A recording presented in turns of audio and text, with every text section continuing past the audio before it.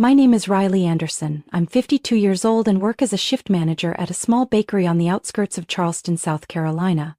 And today, I'm standing at my daughter's wedding. An extravagant ceremony held on the beach at Hilton Head, where golden sunlight stretches across the water. Gold-plated chairs are lined perfectly beneath imported floral arches, and tuxedo-clad servers weave between crystal-covered tables. I stand in the middle of it all, holding a glass of champagne. The pearl-colored dress I bought from a discount store 3 weeks ago doesn't match the Oscar de la Renta gowns around me. But I didn't come here to stand out. I came for my daughter, Natalie. Natalie is my only child. I raised her with my own hands, with every hour from my night shifts at the bakery, and every tip I scraped together over the years. Today she's a radiant bride in an intricate lace gown that cost nearly 3 months of my retirement income. And she just married Brandon Pierce, heir to a luxury hotel chain, sunglasses permanently hooked on his collar like the sun never shone too brightly for him to squint. Just as the reception shifted into dinner service, Brandon approached me with a glass of champagne. He smiled, but not with his eyes. "Miss Riley," he said, "there's one small thing I need to clarify." I took a sip of my drink, keeping my expression steady. "Go ahead." To make everything today as perfect as it is, Natalie and I went a little over budget. She mentioned you'd help cover part of the wedding costs. He paused, then smirked. "Just around $48,000. Froze. "I'm sorry, what?" Brandon didn't blink. "You've been here, eating, drinking, witnessing all the beautiful moments, so I thought, maybe consider this your wedding gift. If not, no problem, you can simply step away from our new life. Permanently." I hadn't even responded when Natalie stepped in, holding her husband's hand. She looked at me with a gaze colder than the ocean breeze. "Mom, it's reasonable. You don't want to be a burden, right? You said you wanted a peaceful retirement, maybe in an assisted living home with professional care?" My chest tightened. My feet were planted, but the world tilted around me.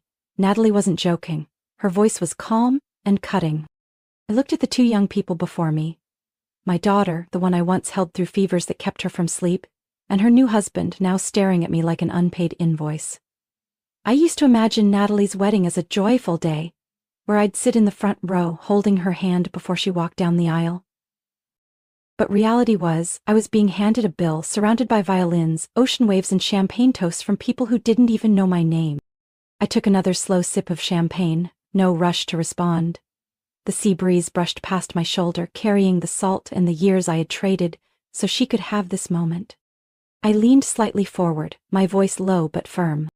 "You've both forgotten one very important thing." Brandon's brow furrowed. Natalie's breath hitched in the humid air. The words weren't loud, but they sliced through the air like a silent alarm bell. I didn't need to yell. I didn't need to argue. Because what they were about to face had been in motion long before this day. Quietly. Carefully. Without a single misstep. I walked away from the reception hall, following the curved stone path that bordered the lawn, the wind from the water cool against my neck. Behind me, the music and clinking glasses played on, as if no one realized a storm had just been set in motion. But I knew. And the storm didn't come from nature. It came from betrayal. From memory that doesn't fade. And from a mother who had been silent for far too long. I sat on a wooden bench facing the water. The sunset painted the ocean gold. Heartbreakingly beautiful. I could have cried. But the tears had stopped 18 years ago, the night I held Natalie and ran from our home. I was 34 back then, with nothing but empty hands, a 4-year-old daughter, and bruises still fresh on my arms. My ex-husband, Eric, hadn't always been abusive. But years of unemployment, liquor, and bitterness had turned him into a shadow that darkened our home. I used to think if I endured long enough things might get better. Until that winter night when Eric shoved me to the floor for spending $20 on cough medicine. Natalie stood at the stairs, her stuffed bunny Mimi slipping from her hands, watching me with a fear no child should understand. That was when I knew. If I didn't leave, she would grow up thinking that was love. That night, I packed a few clothes, a savings book with $312, and Mimi, Natalie's only friend. We took the last bus to Columbia where I knew no one. The first apartment I rented was barely bigger than a closet, smelled of mildew, and had such low water pressure that even bathing was a negotiation. But it was quiet, no shouting, no fists pounding on doors. I worked morning shifts at a diner. In the afternoons, I learned how to handle dental tools at a clinic, organizing appointments. At night, I cleaned the home of an elderly couple in exchange for a few dollars in leftovers. Every evening, I came home exhausted, but always told Natalie a new bedtime story to lull her to sleep. I remember the first time she brought home a paper with a big red A. Her first spelling assignment in first grade. "Mom, my teacher said I got every word right." I taped it to the wall right next to a faded photo of the two of us back in Charleston. The frame was torn, the print smudged, but it was the only piece of the old life that remained. Every milestone Natalie reached, I held close. The hand-sewn dresses for school events, birthday cakes made from discount aisle ingredients, her first winter with a brand new coat. A gift I saved for over 3 months. I didn't allow myself to fall apart. I had promised her, "You will have a life I never dared to dream of." By 9th grade, I opened our first savings account titled College Fund Natalie Anderson. I added whatever I could, sometimes $3, sometimes $5, after every extra shift. At 16, she got a summer scholarship to a private academy in Raleigh. At 18, she was accepted into Duke University's communications program. The day I dropped her off at the dorms, I hid my tears as I turned to leave. I still remember Natalie turning back and hugging me. "You'll always be the first person I think when I make it." I believed her. As my daughter stepped into her dream, I stayed in the background, proud to play the quiet supporter. I picked up evening shifts at a nearby grocery store near campus, sending her a few $100s each month so she wouldn't have to work. Natalie called every week, sharing stories about her classes, her new friends, and her dream of one day starting her own media company. I lived for those phone calls, clinging to the belief that no matter where I was or what I was doing, my daughter would never forget the mother who laid the first brick of that dream. I was wrong. I brushed windblown hair off my cheek, my heart quiet like the sea before a storm. Brandon didn't know my past. But Natalie did, and yet she still stood there, holding her husband's hand, looking at me like I was just an empty wallet. I tightened my grip on my purse. They thought I was weak, but they didn't know. I had faced darkness and walked out of it, and this time I would do it again. 3 years after Natalie graduated, she opened her first clothing boutique, The Golden Thread, on King Street in downtown Charleston. It was a pricey, bustling corner where even major brands like Kate Spade and Anthropologie tread carefully if they couldn't keep up. I remember the night she called, nearly midnight. Her voice was a mix of excitement and anxiety. "Mom, I found a storefront, prime location, but they'll only hold it if I place a deposit within 3 days." "How much?" I asked, my hands still dusted in flour as I prepared the morning's delivery. "Almost 80,000, then with renovations, inventory, equipment, it'll come to around 97,000 total." That number hit me like a knife. I glanced toward the corner of the room, where I had hidden a thick envelope containing every dollar in my retirement savings, money I had scraped together over nearly 20 years. I had planned to use it to retire early, maybe open a small seaside pastry cart and live in peace. But my daughter was chasing a dream, and I had once sworn I would never let Natalie's dreams die because of money.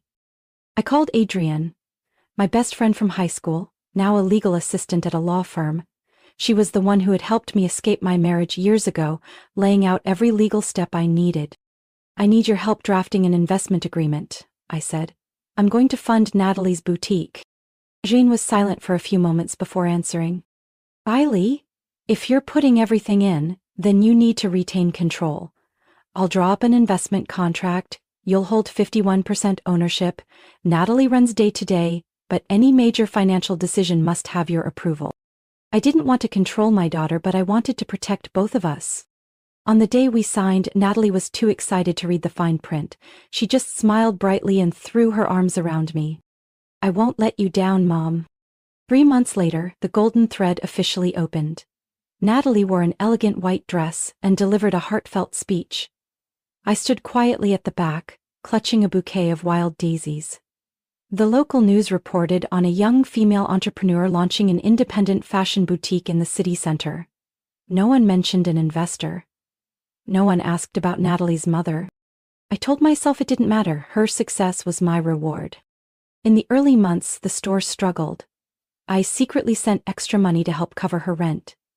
I didn't say a word. Never asked for recognition. Then one day, a local influencer posted a photo wearing one of Natalie's designs. It exploded overnight. 3,000 shares. By morning, customers were lining up at the door.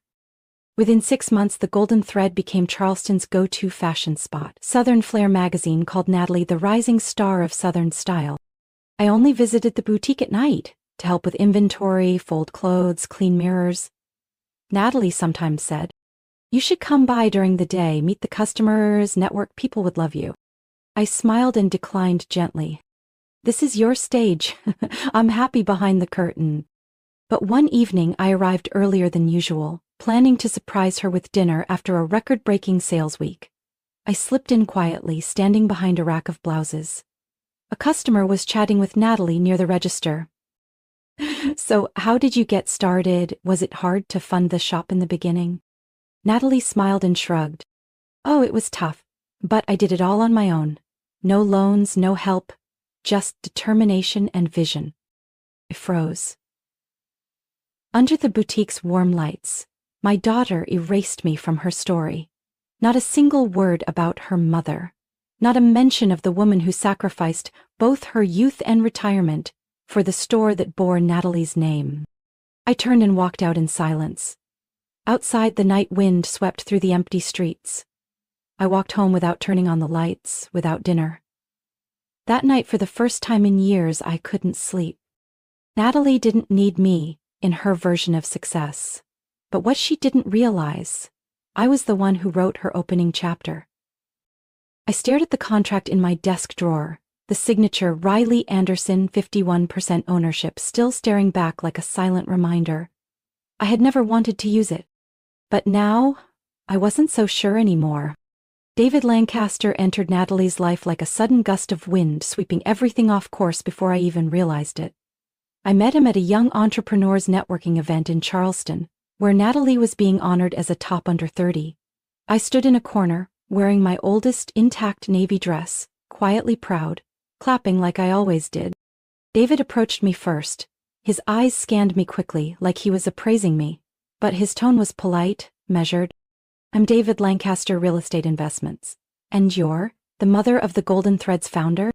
"Yes," I answered briefly with a nod. I'd seen men like David before, polished, talkative, and always throwing around numbers bigger than they needed to be. That evening, Natalie beamed as she told me, her eyes lit up with excitement. "I love this, and he said my boutique has potential to grow. Can you believe it, Mom? He just finished a lakeside hotel project in Greenville and now wants to invest in lifestyle ventures. And my boutique? It's exactly his style." I nodded lightly, masking the flicker of concern rising in my chest. 3 weeks later, David became a regular fixture at the boutique every afternoon. Before long, he was also frequently staying over at Natalie's apartment on the 3rd floor of an upscale building. Natalie referred to him as her strategic advisor. But to me, I was starting to feel quietly pushed out of every circle. I continued reviewing the financial reports Adrian sent me each quarter, and I began to notice the line items: investment research, market consulting, site survey expenses for potential land in Asheville. The wording seemed harmless, but none of it had anything to do with fashion or a boutique. I asked Natalie about them. She laughed. "Don't worry, Mom, it's part of the expansion strategy. I'm learning to build a full-scale brand, not just a shop anymore. David's helping me a lot." I stayed silent, not because I believed her, but because I knew when someone doesn't want to hear the truth, no reasoning will matter. Everything unraveled late one night when I dropped by Natalie's apartment to deliver new fabric samples. She wasn't home. The door was unlocked. I planned to leave the bag and head out, but her laptop was open, the screen glowing, displaying a spreadsheet titled Financial Management Phase 3 Family Capital Strategy. I sat down, my hand trembling as I scrolled through the neatly written strategy. Gradually reduce R.A. Riley Anderson's administrative access over the next 2 quarters. Private meeting with new investors. Objective is to eliminate 51% original stake and restructure ownership. Leverage emotional ties to delay suspicion. Subtly manage financial contributions from Mom Riley to avoid pushback. I clicked over to the next tab, faintly labeled F-Mom GMT. It wasn't a budget sheet, it was a manipulation blueprint. Step 1. Propose that Riley sign a legal support authorization so David can manage investment decisions, drafted and ready. Step 2. Offer Riley the title of honorary partner, symbolic, with no actual authority. Step 3. Suggest a retirement stipend to mask the removal of ownership rights. One final note, highlighted in red. Must be completed before the wedding. Relationship management becomes easier once family status is formalized. I closed the laptop and stood, as if I had just stepped out of a nightmare. Wedding? Natalie hadn't said a word about getting married, but now it was clear. Everything was scheduled. And me? I was the final piece to be eliminated. I went home and sat in my kitchen all night under the dim overhead light. In my mind, I kept seeing Natalie at age 4 clutching her worn stuffed bunny, calling me a superhero for making heart-shaped bread. And now? The same girl, standing with a man I barely knew, ready to erase everything I had built without a second thought. The next morning I called Adrienne. My voice was calm.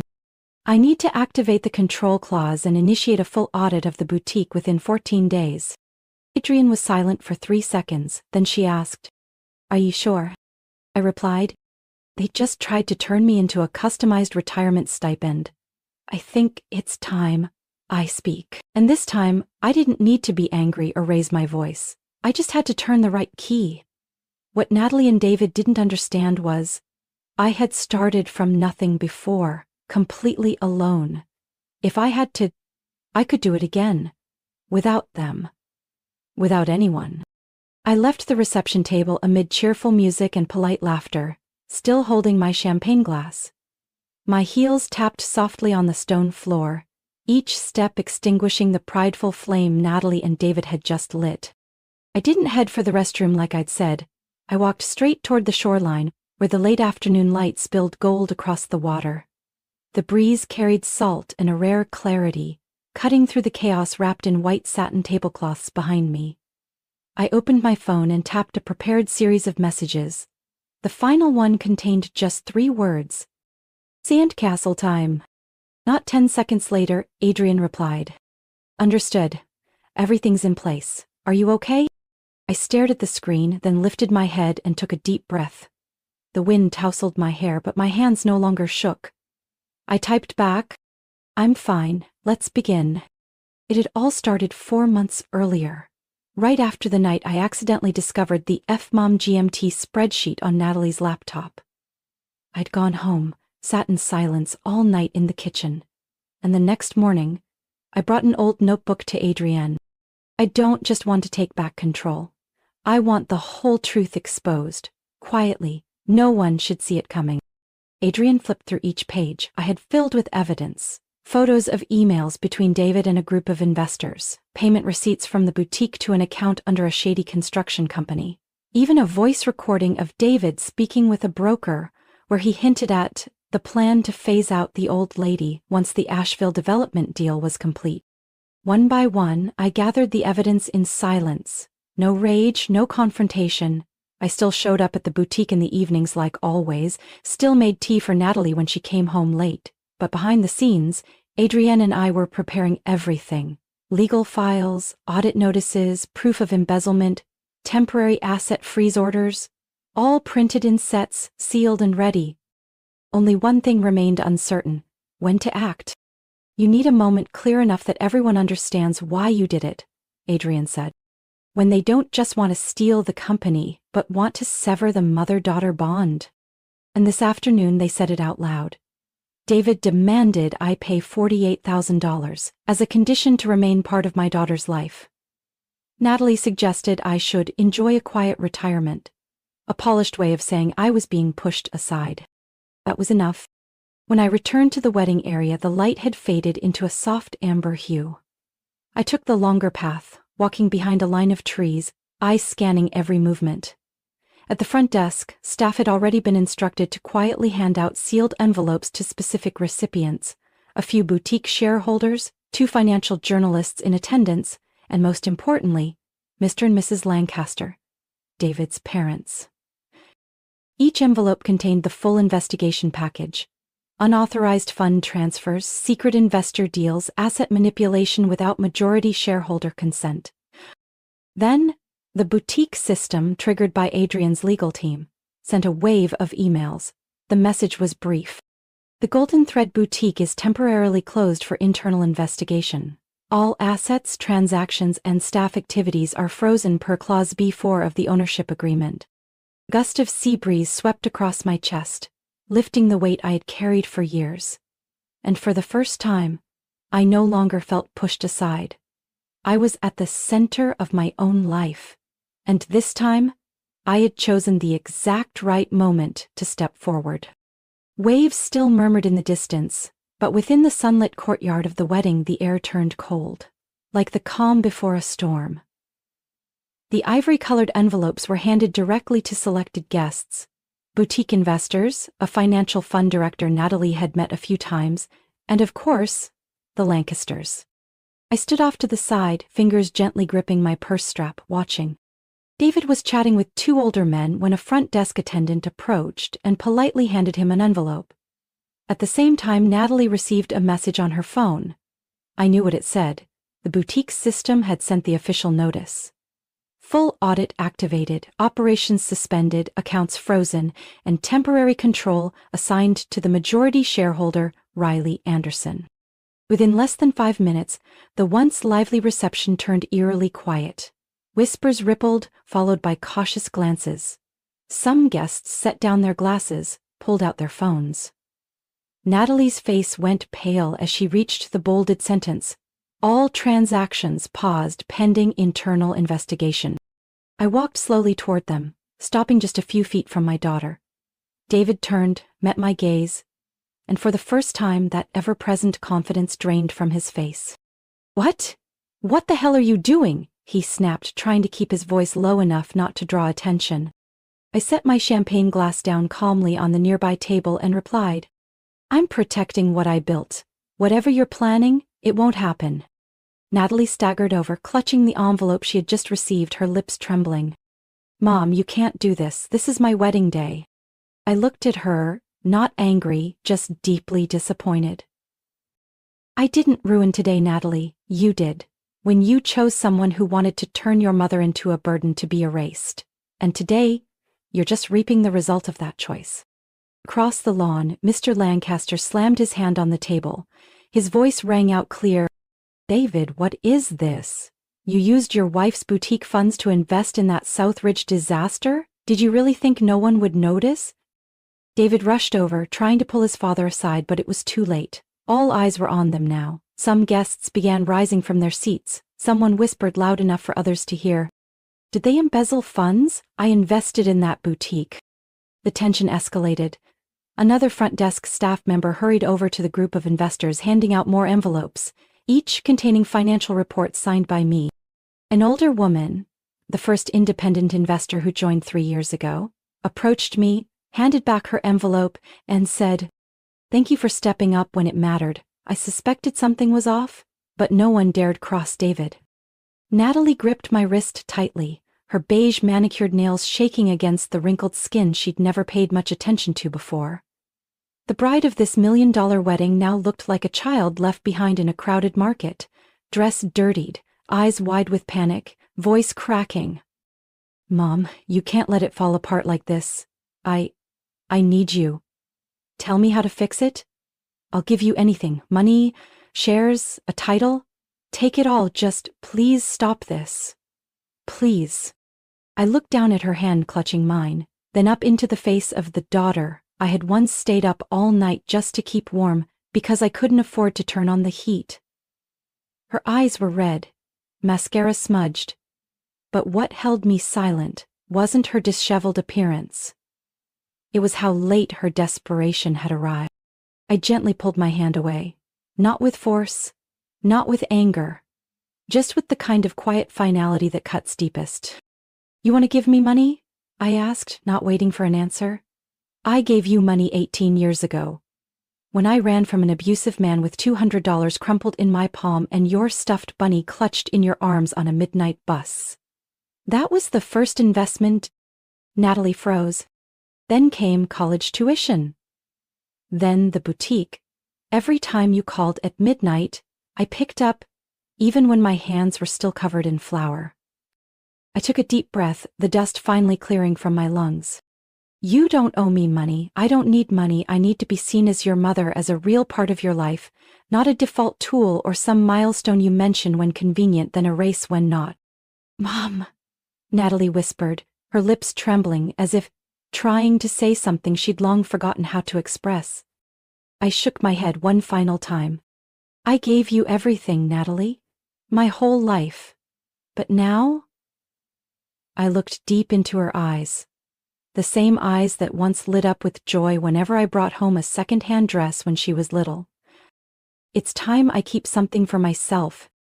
The chaos around us continued, David being pulled aside by his father, a few investors quietly leaving the reception, the music now just background noise under the pressure of urgent phone calls. But inside me, everything had settled. I turned away. No goodbyes. No final embrace. Not even one last glance at the daughter I once believed was the center of my universe. I walked past rows of white chairs, expensive tablecloths, and imported floral arrangements already wilting under the golden sunset. I took off my heels and carried them in one hand, letting my bare feet touch the warm sand, like a quiet release from the role I had worn for far too long.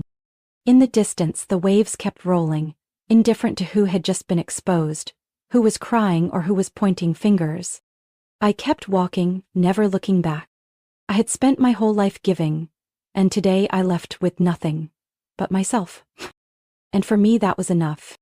3 months after the wedding fell apart, I moved to a small seaside town called Seabrook, about 2 hours from Charleston. A quiet place free from neon signs and rush hour honking. Just the scent of salt in the air, the cries of seagulls, and winding brick paths where people still greet each other in passing. I rented a small pale moo house with a front porch full of lavender and petunias. It wasn't fancy, but it was mine. Under my name, no one else's. No conditions attached. The $48,000 David once demanded from me at the wedding? I used that exact number for something they never saw coming. Opening a boutique of my own called June and Thread, named after the month I was born and the first spool of thread I used to sew Natalie's preschool dress. I didn't choose a bustling downtown or Target trend chasers. I opened my shop on a quiet corner next to the local bookstore, a place where middle-aged women, retired teachers, single mothers, and young women leaving the city behind could stop in and find a linen dress that fit just right, a hand-embroidered handkerchief with their initials, or simply a cup of warm tea, and someone who truly listens. I didn't need floor-to-ceiling windows or glowing signage. I needed time, not to prove anything, but to fully live. For the first time in over 30 years, I didn't have to wake up at 4 a.m. for back-to-back shifts. I didn't have to count every dollar before sending Natalie her tuition money. I didn't have to hide my pain just because my daughter no longer wanted to mention her mother in her story of success. I hand-picked every fabric, sat beside my old sewing machine each morning. My hands were still calloused, but they no longer shook. There were still slow days, delayed orders. But I didn't panic. I knew how to start over. One late autumn afternoon, Adrienne came to visit. She brought 2 bottles of red wine and a tight, knowing hug. "I'm still shocked you actually walked away from the golden thread," she said as we sat on my porch, legs propped on the railing, wine glasses in hand. I smiled. I didn't walk away, I just changed direction. She needs to understand the true value of things, and that's not something she can learn if I keep rushing in to save her every time she falls. Adrienne nodded, her voice slowing. "Has Natalie reached out?" I looked up at the sky, now glowing with soft orange light. "Yes, a handwritten letter. Long one, but I haven't read it yet." "Why not?" "Because I'm not sure if it's an apology or just another pitch." We sat in silence for a while, then Adrienne said, I don't think you have to forgive her right away. But I do know this, she'll never underestimate her mother again. I laughed, not out of triumph, but because I knew Adrian was right. And I also knew that no longer mattered. A week later, I got an order from a woman named Clara. In her message she wrote, "I'd like a simple olive-colored dress, nothing flashy, just something that fits." Like finally knowing who I am after years of being lost. I read that message 3 times. Maybe I wasn't the only one who'd ever lost herself. And if June and Thread could be the starting place for other women to find their way back, then every sacrifice, every storm, was worth it. I don't know where Natalie is now. The old boutique is under audit.